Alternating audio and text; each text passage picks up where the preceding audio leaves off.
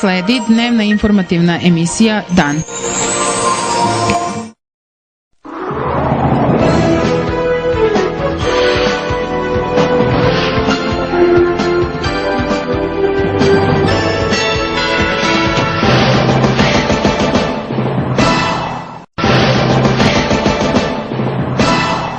Opštinski odbor Srpske radikalne stranke u Lebanu juče je održao vanrednu konferenciju za novinare.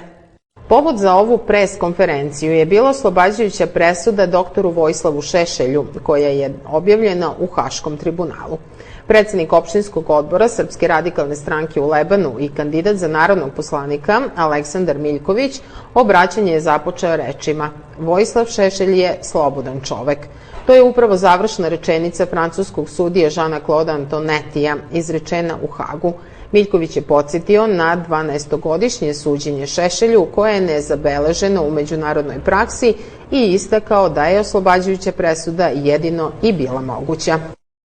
Mi, srpski radikali, smo na ovaj dan čekali punih 13 godina i naša srca su danas puna.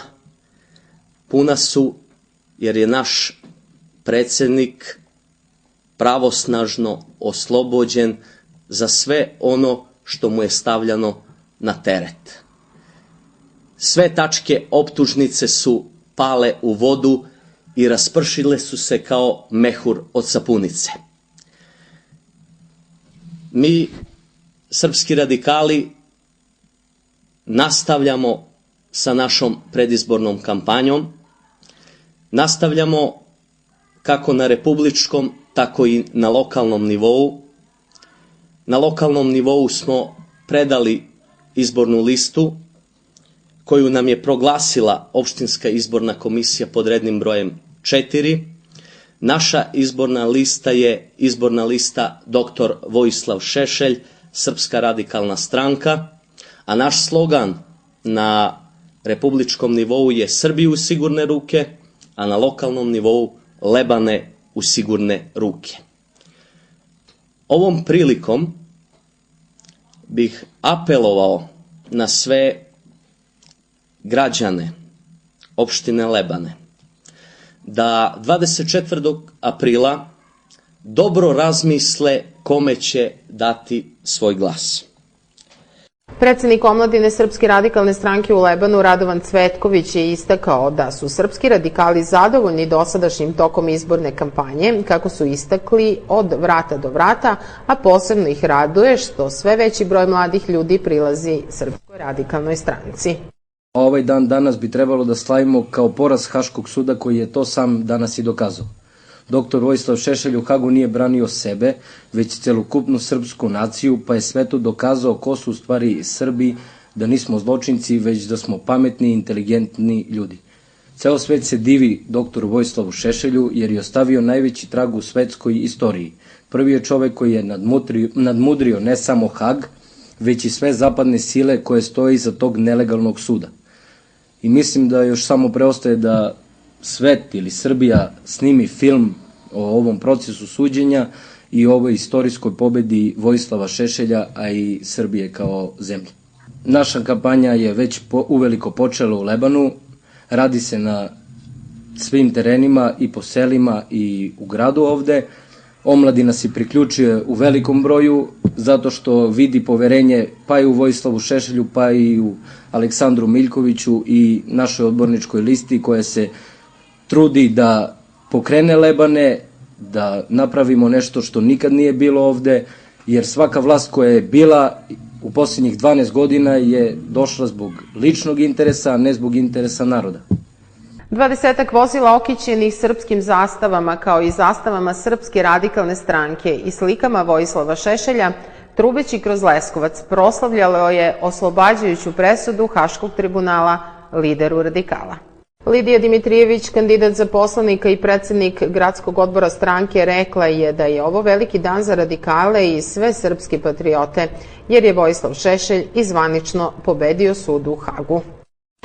Posle tolikih procesa u kojima je mnogo Srba osuđeno na drakonske kazne, pojavilo se dvoje sudija, i to Jean-Claude Antoinette iz Francuske i Mandiaye Niang iz Senegala, koji su zaista svoj posao odradili časno i pošteno i pokazali su da su im profesionalizam, čast i obraz iznad političkih interesa.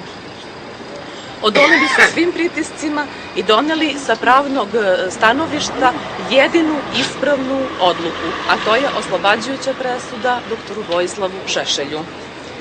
Danas je, nakon izricanja presude, dr. Vojislav Šešelj, doktor pravnih nauka, izrazio veliko žaljenje što takav proces i takvo sudsko veće nisu imali i Radovan Karadžić, prvi predsednik Republike Srpske, general Zdravko Tolimir, koji je nedavno izgubio svoj život u Haškom tribunalu, i Milan Martić, aktuelni predsednik Srpske krajine u zatočeništvu, i mnogi drugi Srbi, jer da su i oni imali takva sudska veća i njihove presude bi sigurno bile oslobađajuće.